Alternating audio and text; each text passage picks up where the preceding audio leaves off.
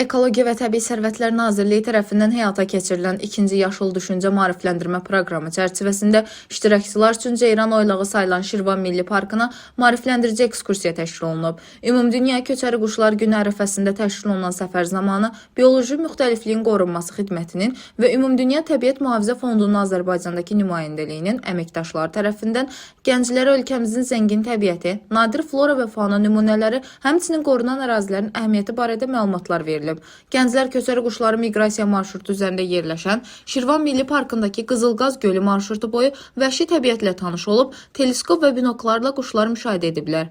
Eyni zamanda mütəxəssislər tərəfindən proqram iştirakçılarına Şirvan Milli Parkının təbii xüsusiyyətləri, burada məskunlaşan ceyran populyasiyası, ekosistem mühafizəsi və ekoturizmin inkişaf istiqamətləri barədə məlumatlar verilib.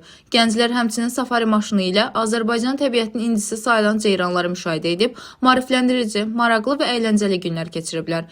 Qeyd edək ki, Yaşıl Düşüncə maarifləndirmə proqramının əsas məqsədi gənclər arasında ekoloji təfəkkürün inkişafına dəstək vermək, ətraf mühitin qorunması sayəsində bilik və bacarıqları artırmaqdır.